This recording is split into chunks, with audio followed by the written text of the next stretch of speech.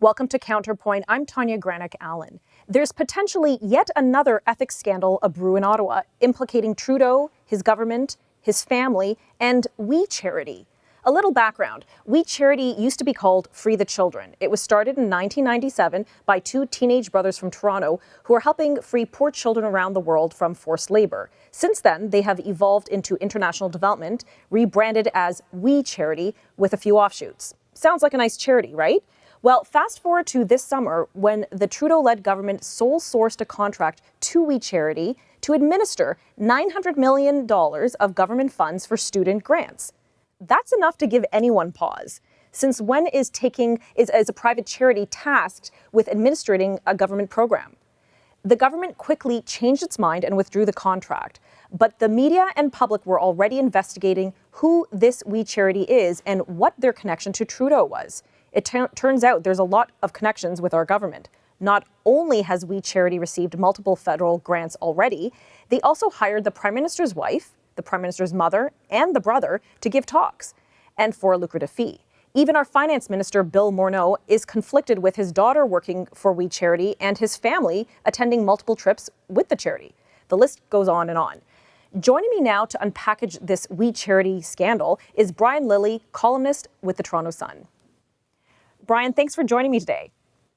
Oh, thanks for having me on, Tanya. It's really a very large web, a lot of layers to the onion to peel back. Use whatever metaphor you want. There is so much going on here when it comes to trying to figure out who is where, who has connections, and whether it's We Charity or Me to We or one of their other groups. It's all over the place. Yeah, and you've done some excellent investigative work into this matter. So can you please walk us through who We Charity is? Well, as you correctly pointed out at the beginning, it started out as Free the Children. It, was originally focused on forced labor, child labor, and these are horrible things. And I want to make clear that I think the organization has done some very good work over the years. They've been active in Kenya, in Ecuador, I believe Nicaragua and India are some of the other countries they've worked in. No doubt they've done good work, and they have gotten a lot of children interested in international development. You know, you've got kids, I've got kids. It's no small feat to get them interested in something other than themselves at times. That's just the way children are. That is not a slight on anyone's child. You know, getting anyone to say, okay, can I look after my brother, my sister around the world? That's not easy to do.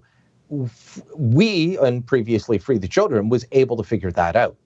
But along the way, they grew, they had different incarnations, they've had different groups and side groups added onto them.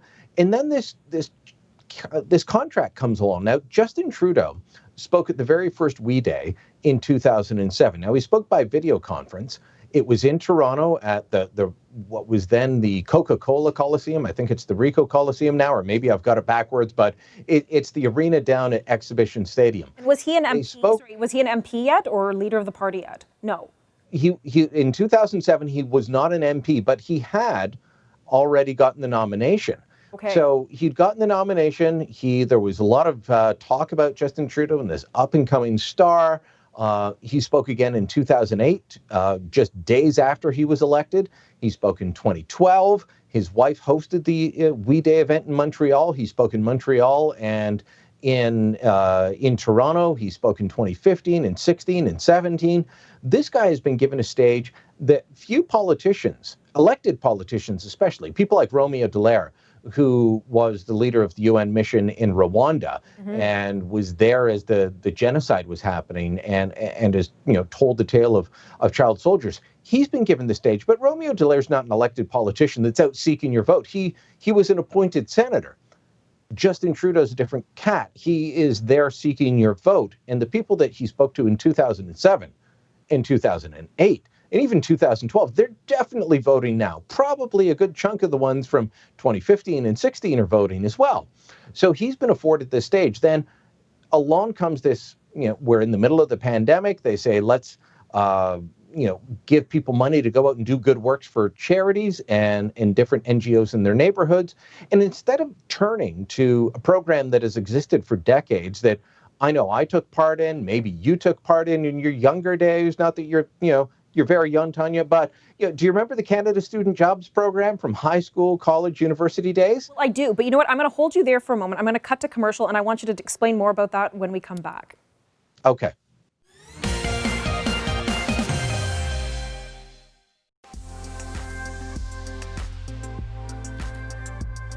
Like just experiencing like everyone's like unique cultures, and like that could involve like celebrating their holidays or enjoying festivities or events that certain like ethnic like cultures would celebrate.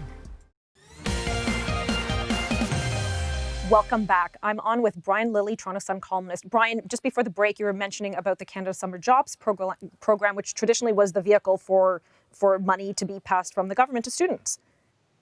Yeah, and so instead of using the Canada Summer Jobs Program to say, all right, so you won't get as much money, but if you go out and you do some volunteer work with a charity in your community, you'll get some money. And using the very real infrastructure that's been around for decades, they turned around and said, we're going to give this contract to WE, a $912 million contract, almost $1 billion. And we, as an organization that has paid the Prime Minister's mother $332,000, $312,000. $40,000 went to his brother, Alexandre, Sacha Trudeau, and about $1,400 or $1,500, depending on whether you believe the PMO or we, went to his wife in 2012. But they did give speeches for, they did something for that money, right? Yeah, but a family getting $353,000 from a charity and then getting one of the members of that family awarding a big contract, that's a conflict of interest. Not on the charity. This is not on we. This is on the Prime Minister. He should have recused himself. He didn't. Bill Morneau, the finance minister, has had two daughters involved with we. One of them still works at we. The chief of staff to the Prime Minister, Katie Telford, started a charity to raise money for we and named Seamus O'Regan, who's now the Natural Resources Minister, is the honorary chair. So all of these people should have said, you know what, we think this is a good idea, but we can't even take part in the discussions. Never mind the vote, we'll step aside. They didn't do that. And that's why the PM apologized. Now, is the apology enough? Probably not. And there's going to be an ethics investigation. Okay, because now to we give is facing incredible scrutiny. Give some context. We charities generally have these massive events, like you mentioned, these big rallies where a lot of high school students are encouraged to come by their teachers, by their schools, and tens of thousands of kids gather and hear motivational speeches, if you will, from Trudeau and his wife and et cetera. Yeah, and so if you get motivated by those, well, you're going to go turn around and buy a bracelet at these events. And that bracelet is sold by Me to We, which is not a charity. It's a social enterprise, meaning it's a privately held company owned by Mark and Craig Kielburger, but designed to, foster charitable initiatives. You will book a trip to go and lay bricks at a school in Kenya to help We Charity. Well, you'll book that trip through Me to We, that same private company. If you're a corporate executive that sponsored it and you're like, wow, these guys are great, let's get them out to speak at our events. You will book them through Me to We Speaker Bureau. And all of these things are intertwined. You've got private sector, you've got foundations, you've got charities, you've got holding companies, and a lot of the same people involved in all of it. And it's starting to, there's just something not right about it. And we has to be a bit more upfront about it. I'm not saying they're doing anything wrong, right, but I will say that it's not normal in terms of what I've experienced in the private sector, the government sector, or the not-for-profit sector. Okay, so apart from Trudeau, Morneau, and others within the Prime Minister's office, probably potentially they should have recused themselves. But so why is this an ethics issue? Why should I care? It's fine. They got too tight with a charity. A lot of people have relationships with charities. Why does it matter to us? Well, if you and I get tight with a charity, we don't turn around and give them a $912 million sole source contract. Any government contract above $25,000 at the federal level is supposed to be put out to tender. What we turned around and did just after they got this contract was they contacted a group called Volunteer Canada, which is the national volunteer organization. Remember, we're paying people to volunteer. No, it's not volunteering if you're getting paid. They contacted Volunteer Canada and said, can you help us recruit people? They had a plan to pay teachers up to $12,000 to recruit their own students to go out and do the so-called charitable work. This is something the civil service, and look, I'm not normally not a big fan of the civil service. There's a lot of problems there, and they can be too bureaucratic. But this is what they do. This is their job. And turning around and saying, this is the only group that can do it, this charity that I'm really tight with, where I'm friends with the guys that run it. Something doesn't sit right. Okay, and that's the problem. In the half a minute we have left, you've done some excellent investigative work, and I noticed you questioned some of their assets. But when you asked We Charity, you got an interesting response from them, didn't you? From their lawyer, I believe. I continue to ask about their $43.7 million in real estate holdings that they cite to CRA. So the Canada Revenue Agency, charities have to file to them every year. In their latest filing, they said, we have $43.7 million worth of real estate in Canada. And when I first asked about it, I didn't get a response from the PR team. Their defamation lawyer contacted me. I've had lots of other questions about their real estate. I've been digging into it. Keep reading the Toronto Sun because there's going to be more on that coming out. Well, I look forward. It's going to be very interesting. I look forward to reading it very soon. Listen, Brian, thank you for joining us and filling us in on these details. Thank you. Thank you. Stick around after the break.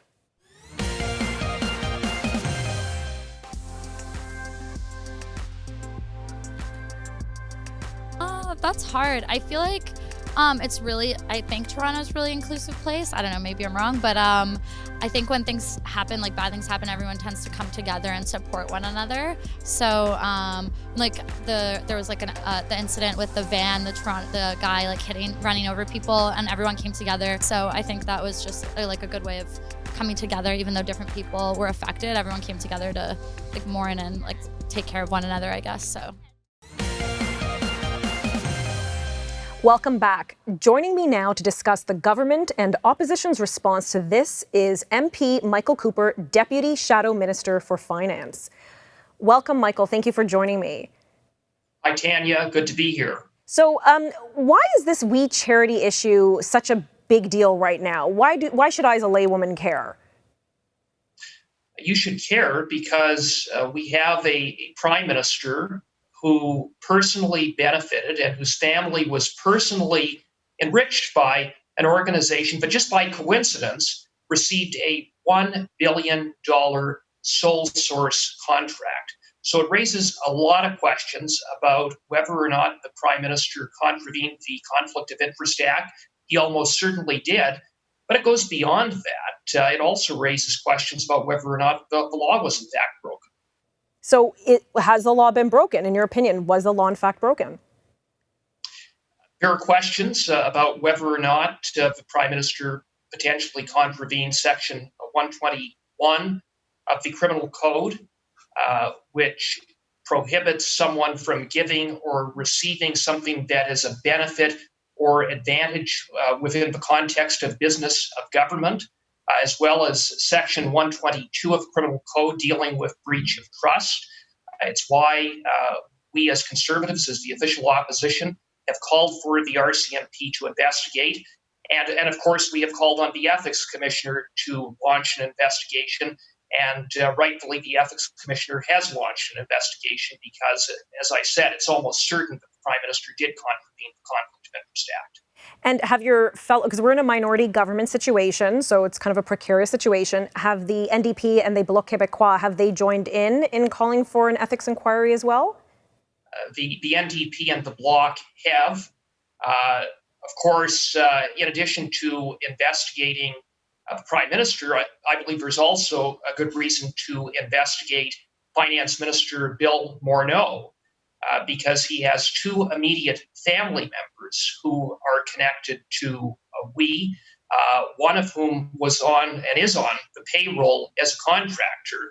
And yet, when the decision was made at Cabinet, he didn't recuse himself. He should have recused himself, and it's why Member of Parliament Pierre Poilievre and I wrote to the Ethics Commissioner to call upon him to expand his investigation to include Bill Morneau. The Ethics Commissioner has acknowledged our request, and we are awaiting a response, as he indicated he would provide a response as to whether or not he will be expanding the investigation to include Morneau. So if Finance Minister Bill Morneau recused himself, if Prime Minister Justin Trudeau recused himself, would this still be an issue? Like if they awarded this contract to We Charity, or is there still a problem here? There still is a problem because to be in a conflict of interest doesn't necessarily require that you have a pecuniary interest of some sort. The fact is that the Prime Minister and his family have benefited socially and politically from We. On that basis alone, the Prime Minister should have recused himself. But of course, it's more egregious than that, in that we now know that the Prime Minister's family benefited financially to the tune of $300,000. That's on top of his wife receiving some money from We, traveling on We's dime. So it raises a lot of questions. And based upon what we do know, it's clear that the Prime Minister acted inappropriately. So you say he acted inappropriately. So is sitting as a Prime Minister, does that mean that Justin Trudeau and does that mean his family should not be permitted to make speeches or should not be invited by charities and have their fees covered? Where's the line in the sand? Are we just being overly aggressive here in calling out what we see as perceived ethics violations? Well, the line in the sand is that when your family or you have benefited politically, socially, or financially, you should be immediately recusing yourself from any decision relating to that organization. The Prime Minister has not done that. And quite frankly, the Prime Minister's explanation to date just doesn't add up. His story has kept changing, and the more we have learned, the worse it seems to get. I mean, let's go back to when questions first arose around We. The Prime Minister said it was the nonpartisan civil service that made the decision. We know that that simply wasn't the case, that in fact it was Cabinet that made the decision. The Prime Minister said, and We indicated, that no member of the Prime Minister's family had received any fees or an honorarium. That has turned out to be false, Wow. in as much as they benefited to the tune of $300,000 that we know about. Well, I'm going to stop you right there because we're going to take a quick commercial break, but we'll pick up where we left off when we come back. Right.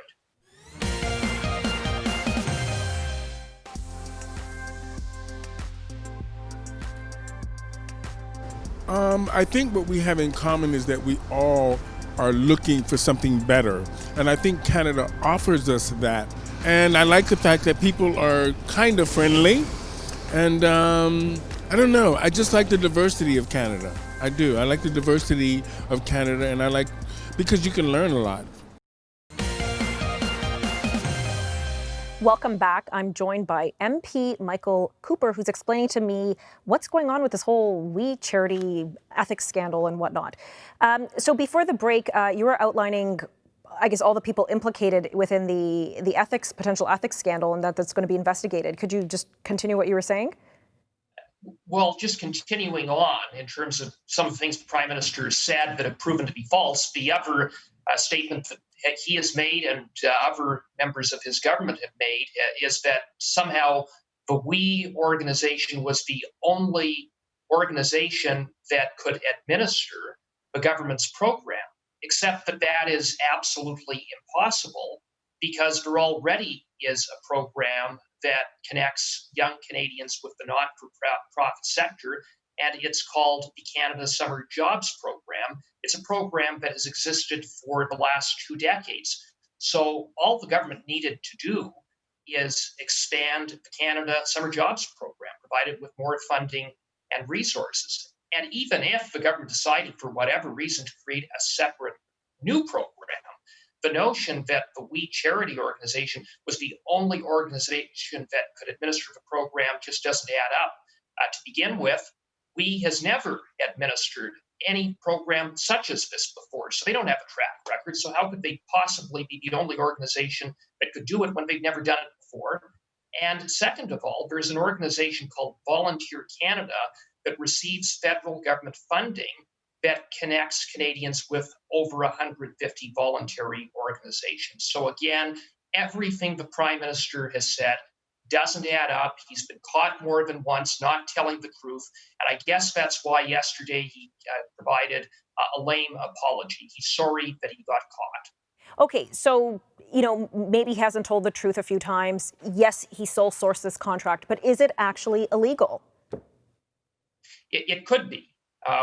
In terms of some of the sections of criminal code that I outlined, which is why I think the circumstances do warrant an RCMP investigation. Now, whether that investigation proceeds is at the call of the RCMP, but we certainly felt as the official opposition that we should bring to the RCMP's attention and emphasize a few sections of the criminal code that we think could possibly have been contravened.